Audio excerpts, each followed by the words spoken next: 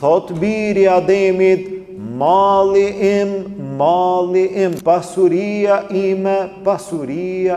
A di kush jam unë jam pronari I filan hotelit, unë jam pronari I filan restoranit, unë jam pronari I filan firmës. I bëhet vendi në bazë të pasurisë, I merret fjala në bazë të pasurisë. Çka ka ngrënë pejgamberi sallallahu alaihi wasallam? Çka ka ngrënë sahabët? Dhe çka hajmë ne sot? Ena më e keqe të cilën e mbush njeriu në jetën e vet është ena e barkut. Njeriu sprovohet me dy sprova të mëdha. Cilat janë ato?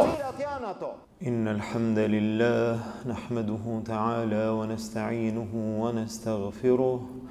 ونعوذ بالله من شرور أنفسنا ومن سيئات أعمالنا من يهده الله فهو المهتد ومن يضلل فلا هادي له وأشهد أن لا إله إلا الله وحده لا شريك له وأشهد أن محمدا عبده ورسوله اللهم صل على محمد وعلى آل محمد كما صليت على إبراهيم وعلى آل إبراهيم إنك حميد مجيد اللهم بارك على محمد وعلى آل محمد كما باركت على إبراهيم وعلى آل إبراهيم إنك حميد مجيد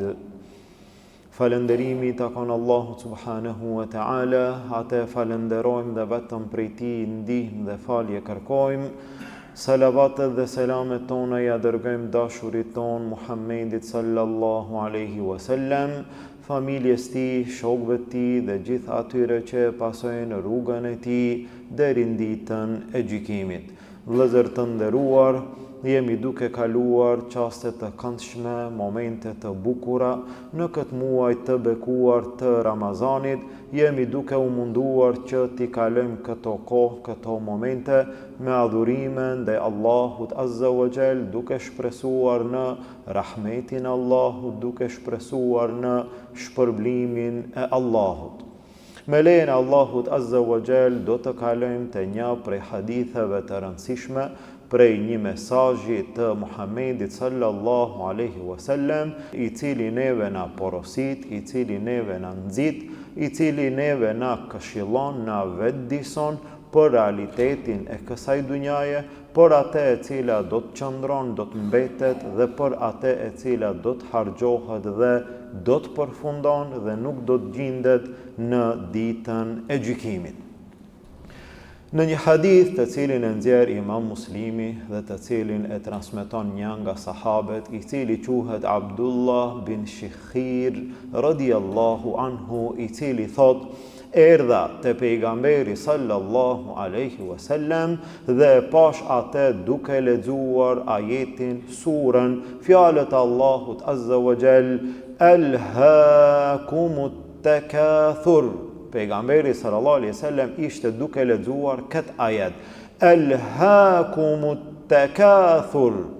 Ju ka shkatëruar juve, ju shkatëron juve grumbullimi, shumimi. Njerëzit mundohen në dunja vetëm të shtojnë, vetëm të shumojnë, vetëm të grumbullojnë sa ma shumë dhe sa ma shumë. Sa ma shumë tokë, sa ma shumë shtëpia, sa ma shumë dhoma, sa ma shumë pasuri, sa ma shumë të holla, sa ma shumë fëmijë, vetëm të grumbullojnë sa ma shumë për jetën e kësaj dunjaje. E pejgamberi sallallahu alaihi wasallam në vazhdim, pra në brendin e këtij hadithi, pejgamberi sallallahu alaihi wasallam tha: "Yaqulu ibnu Adama mali mali." Thot biri Ademit, mali im, pasuria ime. Njeriu, apo në sa raste njerëzit paraqiten në mesin e të tjerëve prej kandit të tyre të pasurisë dhe në sa raste diskutohet pasuria ime, a di kush jam unë jam pronari i filan hotelit, unë jam pronari i filan restoranit, unë jam pronari i filan firmës, unë jam pronari i filan biznesit, unë jam dhe paraqite njerëzit në raport me të tjerët në bazë të pasurisë. Kush je ti? Çështja e parë që ndoshta mund të diskutohet te ai që është i pasur, çështja e parë, çështja e pasurisë. Dhe thot njeriu, mali, pasuria ime. Por shumë gjëra njerëzit vlerësohen pastaj në bazë të pasurisë.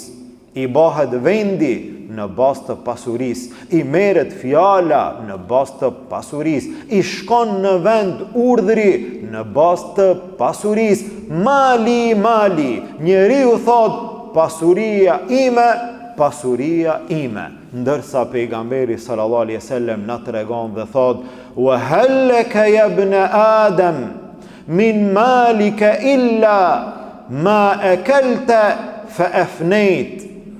E çka ki ti nga pasuria jote, o biri Ademit, përveç se 3 gjëra.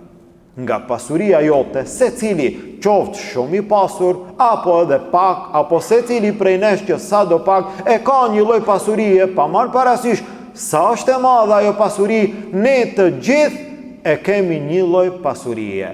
Pejgamberi sallallahu alaihi wasallam thot: "Çka ki ti nga pasuria jote përveç se e para, ma akalta fa afnayt."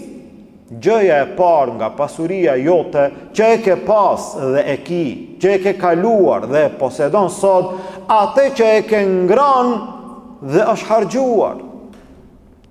A ki pasuri? Po. Sa kohë nga pasuria jote ti ke ngran? Ti ke ngran dhe ajo është harxhuar. Sot, ti 10 vite, 20 vite, 30 vite, ke ngran nga pasuria jote, po, sot, ku është ajo pasuri? Sa lloj ushqimi, sa të mira në dunja i ke shijuar, ditën edhe natën, në për darka, në për dreka, me shoqëri, me familje, me të mira, me sofra të mbushura, të stërmbushura, krejt në rregull. Ma e kelte fe efnejt. Atë që e ke ngranë dhe e ke harxhuar. Ajo pasuri më nuk është. A e ki sot? 20 vite që ka ke ngranë sot a e ki? Jo, sot nuk e ki. Po ku mbeti ajo? Ku do të mbetet ajo? Ku do të gjendet më ajo nesër? Jo, ajo është harxhuar. Dhe fatkeqësisht një pjesë e njerëzve kësaj gjëje i kushtojnë tepër rëndësi. Ma shumë se sa që i takon. Me ngran është normal, është e rëndësishme se njeriu s'mund të jeton ndryshe. Ne gjithë hajmë, gjithë jetojmë, mirë po. Disa prej njerëzve çështjen e ushqimit e bajnë çështje thelbësore, çështje kryesore. Ai në ushqim nuk toleron asgjë. Ai mund të toleron në gjëra tjera, në ushqim, syfirin mos me e pas mirë, ai e ka problem. Iftarin mos me e pas mirë, e ka problem. Darkat, drekat, ushqimi për te është shumë serios. Dhe nuk është prej atyre që ka diçka ma mirë, elhamdulillah. Nuk ka, po aq sa ka, mundesh me ngran pak, me kalu. Jo. Ushqimi për te është çështje shumë e rëndësishme. Nuk mund të te i kalohet në atë mënyrë, hajt sa me ngran pak, me kalu. Ndërsa muslimani kësaj gjëje nuk duhet t'i jep aq rëndësi të madhe. Çka ka ngran pejgamberi sallallahu alaihi wasallam? Çka ka ngran sahabët? Me çka kanë jetuar dhe çka hajmë ne sot? Nuk mund të paramendohet dhe nuk mund të krahasohet ajo kohë me këtë kohë. Po ne syfirin e kemi plot. Ne iftarin e kemi plot. Ne shumë gjërave ju kushtojmë rëndësi, ndërsa fundi i tyre nuk ka ndonjë rezultat, nuk ka ndonjë gjë që ja jep gjithat vlerë në jetën e besimtarit. Besimtari ushqehet mirë, po ushqimi për te nuk është qëllim. Sa prej njerëzve shpresojnë të ketë pasuri më të madhe, me pas pasuri më të madhe, çfarë? Një pjesë të rëndësishme do ta dhuron, do ta harxhon në ushqimet më të mira në për restoranet më të shtrenjta, do ta çon në vend dëshirën, qefin e tij. Cili është qefi i tij? Me hangër ushqimet më të mira. Subhanallah. Ndërsa pejgamberi sallallahu alaihi wasallam në hadithin tjetër tha, ena më e keqe të cilën e mbush njeriu, llogarit sa ka gjitha ato mund të mbushen me çdo gjë, me të mira apo me të këqija. Ena më e keqe të cilën e mbush njeriu në jetën e vet është ena e barkut. Barku. Kjo enë të cilën njeriu e mbush mas shumëti. Kjo është ena më e keqe. E nëse e ka patjetër, tha pejgamberi sallallahu alaihi wasallam, i mjafton njeriut t'i hanë disa kafshat sa ta drejton trupin e tij, sa ta drejton shpinën e tij. Subhanallah, e keni pa njeriu kur është shumë i uritur, ndoshta kërruset, ndoshta si kur është i lodhët, nuk ka ngran, ai qëndron pak më ndryshe. Kur të hanë, pastaj më rehatohet, lirohet. I mjafton njeriut, i mjaftojnë disa kafshata sa ta drejton shpinën e tij.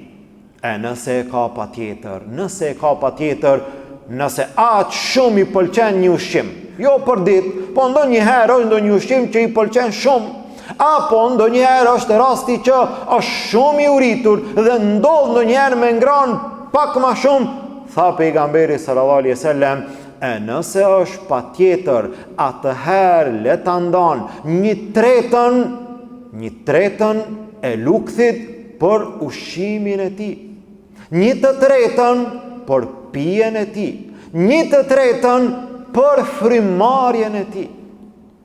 Dhe kështu reagon, dhe kështu vepron besimtari. A e ke pa nësa rast të njerëzit që nuk munden me marr frymë nga ushqimi i tepruar që e ka ngran. E ka randuar aq shumë, një treta ushqim, një treta pije, një treta për frymarrje. Ky aq shumë ka hangër sa që nuk ka vend me nxis se merr frymë.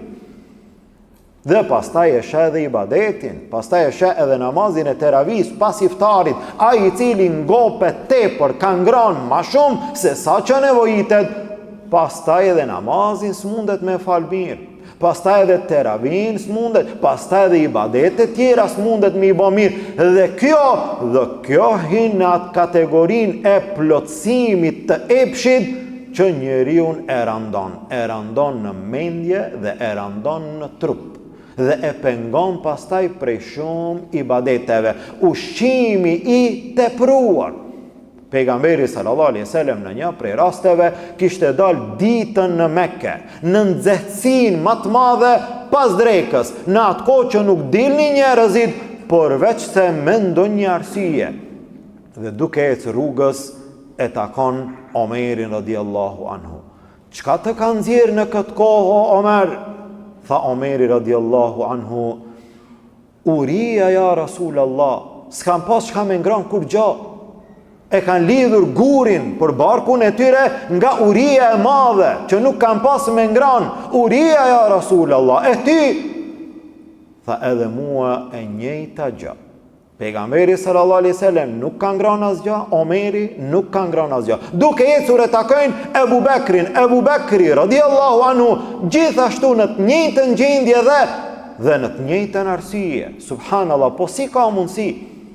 Dikush ka mundësi me bë pyetje, po si ka mundësi kur Ebu Bekri është prej sahabeve më të pasur, Omeri është prej sahabeve të pasur, Abdurrahman bin Aufi prej sahabeve të pasur dhe të përgëzuar me xhennet prej në dunja, që nuk kupton se nuk është problemi të ish i pasur, nuk është problemi të kesh pasuri, problemi është me atë pasuri çfarë, me atë pasuri çka synon, me atë pasuri ku don me mbri, atë pasuri që e ëndron nesër. Nëse Allah të jep pasuri, kërkon nga Allah të jep pasuri, çka don me bë me atë pasuri? Këta njerëz që kanë pas pasuri të madhe, kanë ndodhur që kanë mbet pa buk. Po ku ka shku pasuria e tyre? Ku ka përfunduar? Ku harxhu ajo pasuri? Është harxhu dikun tjetër. Subhanallah. E pejgamberi sallallahu alaihi wasallam tha, nga pasuria jote nuk ki përveç se ma ekelte fa afnejt. Atë që e ke ngran është harxhu. Bane hesapin, bane llogarin, 10 vite, 20 vite, 30 vite. Ke ngran, a ke ngran? Po, a ka kushtu? Ka kushtu. E ke ngran është harxhu. E dyta, tha pejgamberi sallallahu alaihi wasallam, au lebiste fa ablejt, apo je veshur dhe veshja jote është vjetruar. Ku e ke harxhu pasurin? Në ushqim, ke ngran, është harxhu. Në veshmbathje, i ke vesh, i ke mbath, ke jetu një kohë, ndoshta me veshjen më të mirë, më të bukur, më të pasur, me gjitha firma që ekzistojnë sot, ti me të gjitha je veshur her pas here. Veshja jote, garderoba jote, ndoshta është plot nga gjitha anët. Je veshur dhe në fund janë vjetru.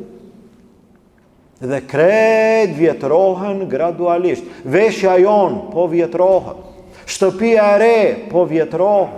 Vetura e mirë po vjetrohet. Krejt të mira që ne i posedojmë dhe pasurin ton e investojmë, ajo në fund po vjetrohet. Ku e qove ti pasurin tënde? Në ushqim e harxhove. Në veshmbathje e vjetrove. Këto shkuan, a do të mbetet ndonjë gjë prej këtyre? Patikat që ti, puma që i ke pas original para 5 viteve, sot a ka mbet diçka prej tyre? Veshen më të shtrenjtë që e ke pas ti para 3 viteve, sot a ka mbet diçka prej atyre? Gjëra që i ke investu në jetën tënde të shtrenjta janë vjetruar para 10 viteve, sot a ka mbet ndonjë gjë prej atyre? Të gjitha janë vjetruar. Sot a ka mbet? Nuk mbetet. Tha Allahu azza wa jall, ma indakum yanfad wa ma inda Allahi baq. Atë që e keni për ju, te ju, ajo do të harxhohet. Atë që e keni për Allahun, ajo do të mbetet. Kjo nuk nënkupton që njeriu mos të hanë ushqime të mira, mos të hanë ushqime të shëndetshme, mos të blenë veshje të mira, të bukura, të pastra, qoftë edhe të shtrenjta. Kjo nuk nënkupton. Kjo e gjitha kjo nënkupton që njeriu këto gjëra mos t'i ban qëllim. Mund të jenë me rëndësi, mund të ketë dëshira, mund t'i posedon, mund të investon, mirë po, jo të jenë qëllim. Qëllimi kryesor të duket mirë. Qëllimi kryesor të hanë mirë. Mos të jetë ky qëllimi, nga se këto gjëra në fund nuk mbeten. Tha pejgamberi sallallahu alaihi wasallam, illa ma ekelte fa afnejt. Përveç se e ke ngran, është harxhu. Au lebiste fa ablejt, apo je veshmbath, është vjetru. Cila do të mbetet? Pejgamberi sallallahu alaihi wasallam tha, e treta. Kjo e fundit. Kjo është më e rëndësishmja në jetën e njeriut. Au tasaddaqta fa amdait, në një transmetim, au tasaddaqta fa abqait. Dhe ajo që e ke dhënë. Subhanallah, pasuria jote, pasuria e kujt? Pasuria e të gjithë neve është në 3 gjëra. Atë që e ke ngran është harxhu, atë që e ke vesh është vjetru, atë që e ke dhanë për hir të Allahut është siguru. Kjo do të mbetet. Të gjitha të tjera do të harxhohen, të gjitha të tjera do të harohen dhe në fund një gjë do të mbetet. Cila do të mbetet? Au tasaddaqta fa abqait.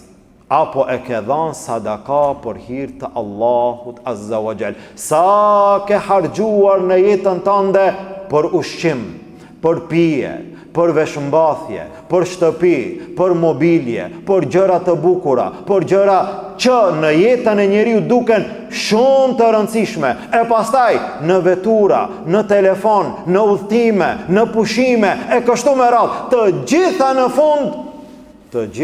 fund do të harxhohen, do të përfundohen. Çka do të mbetet?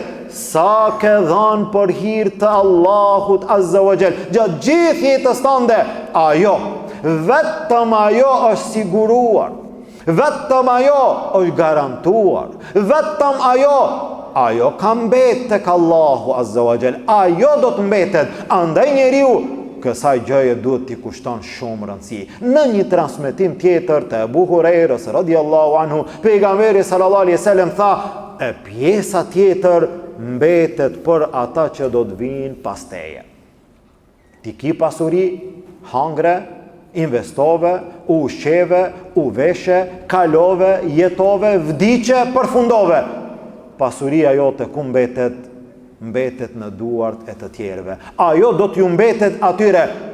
Çka është e keqja? Një prej dietarëve të parë, i cili quhet Muhammed bin Ka'b al-Quradhi, thot njeriu në aspektin e pasurisë sprovohet me 2 sprovat mëdha. Njeriu sprovohet me 2 sprovat mëdha. Cilat janë ato? E para tha, sprova e parë është që njeriu gjithë pasurinë e tij do ta lën. Do ta lën krejt pasurinë e tij. Sa ke punu? 20 vite, 30 vite, 40 vite. Vjen momenti ja dorëzon shpirtin Allahut Azza wa Jall. Pasuria jote, njeriu pasurinë e tij do ta lën krejt. E lën shtëpinë, e lën tokën, e lën veturën, i lën të hollat, i lën gjitha investimet. Pasurinë e tij do ta lën krejt. Sprova e dytë tha, për gjithë atë pasuri do të llogaritet krejt. Njeriu i ka 2 sprova. Gjithë pasurinë do ta lën, për gjithë pasurinë do t'jep llogari para Allahut Azza wa Jall. Për gjithë pasurinë që e ka njeriu sot, do t'jep llogari para Allahut Azza wa Jall. Bile në ditën e gjykimit njeriu do të merret në pyetje për disa gjëra nga 1 pyetje, për pasurinë 2 pyetje. Secili prej nesh për pasurinë e tij në ditën e gjykimit do të llogaritet, do t'i bëhen atij 2 pyetje. Cilat pyetje? Wa an malihi min ayna iktasabahu wa fima anfaqa. Për pasurinë e tij, ku e fitoi dhe ku e harxhoi? Për gjithë pasurinë, a e ki pasurinë ti sot po? Ku e fitove? Për gjithat pasuri njeriu do t'jep llogari. Ku e mori? Ku e fitoi? Prej nga erdhi? A erdhi prej halalit? A erdhi prej haramit? A erdhi prej pakujdesis duke mos u interesuar fare? A është halal? A është haram? Me rëndësi të grumbullohet. Pyetja e parë, ku e more? Pyetja e dytë, ku e harxhove? Pasurin tënde, ku e qove? E ai i cili jep sadaka, ai i cili jep në rrugën e Allahut Azza wa Jall, ai e ka siguruar pasurinë e tij, e ka garantuar, e ka quar për në ditën e gjykimit për në ahiret. Kur do del para Allahut, do ta gjen. E kur erdh momenti i fundit, Muhammed bin Ka'bit al-Quradhiyut, kur erdh momenti i vdekjes, njerëzit që ishin përreth i bën pyetje. E ti tash, se njeriu pasurin do ta lën, për pasurin do të llogaritet. E ti tash, në momentin e vdekjes, ti çka ju la fëmijëve tu? Ti nga pasuria jote, çka ke lënë nga jeta jote? Me çka do të vazhdojnë familja jote pas vdekjes tënde? Tha, pasurin time e lash te Allahu. E familjes time i alash Allahun. Subhanallah. Njerëz të cilët dunjan e kanë pa ndryshe, edhe pasurin e kanë pa ndryshe, edhe ahiretin e kanë pa ndryshe, edhe çdo gjëje ja kanë dhënë rëndësinë atë sa i takon. E tash ti je në momentet e fundit, në momentet e vdekjes, familjes, fëmijëve, çka ju ke lënë? Pasurin time e lash te Allahu, e atyre u alash Allahu. Subhanallah, dhe atë që e lën njeriu për Allahun Azza wa Jall, atë do ta gjen. Të tjerat nuk do t'i gjen në ditën e gjykimit. Kështu ndodhi me rastin e pejgamberit sallallahu alaihi wasallam me një kafshë të cilën e kishin therrur kurban. Aisha radhiyallahu anha, erdhën njerëzit që të kërkojnë dhe rast pas rasti, her pas here, Aisha radhiyallahu anha e dha atë mish sadaka për hir të Allahut Azza wa Jall. Kur erdh pejgamberi sallallahu alaihi wasallam tha: "Oj Aisha, çka ka mbet nga ai mishi? E kemi therr kafshën, mishi është, ka pjesë, çka ka mbet prej asaj?" Tha Aisha radhiyallahu anha: "Ya Rasulullah, krejt e kemi dhënë sadaka, vetë një shpatull asaj ka mbet." Subhanallah, shikoje kuptimin, shikoje të vërtetën, realitetin e gjërave me syt e ahiretit. Pejgamberi sallallahu alaihi wasallam tha: "Jo, oj Aisha, krejt pas ka mbet përveç kësaj shpatulle. Këtë që e kemi lanë me ngran ne, kjo s'ka mbet, këtë do ta hajmë. Atë që kemi dhënë sadaka, ajo ka mbet te Allahu Azza wa Jall. Andaj njeriu, au tasaddaqta fa abqait. Atë që e ke dhënë, ajo do të mbetet. Andaj njeriu, andaj secili prej nesh ka nevojë që të siguron, ka nevojë që të garanton diçka nga pasuria e tij, të jep për hir të Allahut Azza wa Jall me nijet sinqerisht, vetëm për Allahun, me shpresë që atë do ta gjenë në ditën e gjykimit, do ta arrijë shpërblimin dhe do ta realizon adhurimin. E sidomos në Ramazan, që ibadetet shtohen nga gjitha anët, ne mundohemi që edhe më shumë të realizojmë adhurime të ndryshme. Në mesin e këtyre ibadeteve është edhe kjo gjë, që ne të japim për hir të Allahut Azza wa Jall, e sidomos të thërasim dikan në iftar për hir të Allahut, ta ushqejmë dikan me një iftar për hir të Allahut, ta përgatisim një iftar dhe një të varfëri, t'i adhurojmë te dera, ta thërasim ndonjë nevojtar, ndonjë të varfër, ndonjë jetim, të ulet në sofrën tonë, ta përgdhelim jetimin në Ramazan, të mundohemi të kontribuojmë në këtë aspekt. Këtë që do ta japim, kjo do të mbetet. Atë që do të hajmë, ajo do të hargjohet. Mirë, po një gjë e tillë të bëhet vetëm për hir të Allahut Azza wa Jall. Elhamdulillah, shtohen vizitat e njerëzve të njëri tjetri, familjarët të njëri tjetri, dashamirët të njëri tjetri, shkojmë në iftar dhe vinë në iftar, mos të harrojmë një gjë e tillë të bëhet vetëm për hir të Allahut Azza wa Jall. E thirin iftar se më ka thirr në iftar. E thirin iftar se më duke sikur m'ja pas borxh. E thirin iftar se mos me thirr mare. E thirin iftar, jo, këto gjëra nuk janë. Jo, nuk janë këto nga ai ibadeti i cili kërkohet. E thiri dikan në iftar, për çfarë arsye? Për hir të Allahut Azza wa Jall. A më ka thirr, a nuk më ka thirr, ajo nuk luan rol fare. A ndjej si borxh, a nuk e ndjej, nuk luan rol fare. E thiri vetëm për një gjë. Për çfarë? Për hir të Allahut Azza wa Jall. Ai i cili e ushqen një agjërues, e ka shpërblimin e krejt ibadetit që ai e ka bë atë ditë, pa ju mangësuar ati fare. Thire dikan në iftar me këtë qëllim, thire dikan në iftar me sinceritet, me niyet, për hir të Allahut Azza wa Jall, dhe jo me ata arsyet e dunjas që ne i kemi sot prezente në mesin ton. Pra pejgamberi sallallahu alaihi wasallam na porosit dhe na nxit që të kontribuojmë dhe pasurinë ton ta investojmë në ditën e gjykimit, ta sigurojmë, ta garantojmë. Tha pejgamberi sallallahu alaihi wasallam: "O biri Ademit, nuk ki ti nga pasuria jote përveç se atë që e ke ngran është harxhuar, atë që e ke vesh është vjetruar, atë që e ke dhënë sadaka është garantuar te Allahu Azza wa Jall. Ajo do të mbetet, të gjitha këto tjera do të përfundojnë dhe do të harohen." Ne lutim Allahun Azza wa Jall, Allahu të na bën prej atyre që të investojmë në rrugën Allahut Azza wa Jall, të investojmë aty ku Allahu është i kënaqur, të investojmë të arrijmë shpërblimin Allahut Azza wa Jall. Elusim Allahun, Allahu të na jep pasuri halal, Allahu të na mundson që t'i ushqejmë familjet tona dhe fëmijët tanë me ushqim halal. Allahu të na bën prej atyre që pasurinë e kanë në duart e tyre, e jo prej atyre që pasurinë e kanë në zemrat e tyre. Allahu të na bën prej atyre që pasuria jon të jetë dëshmi për në rrugën Allahut, të jetë lehtësim por në xhenetin e Allahut dhe mos të jetë armik i joni kundër neve në ditën e gjykimit. Elusim Allahun Azza wa Jall, Allahu ibadetet tona të na pranon, gjunahet tona të na fal dhe të na pastron, nga dënimi i tij të na shpëton, në Jannatul Firdaus të na bashkon.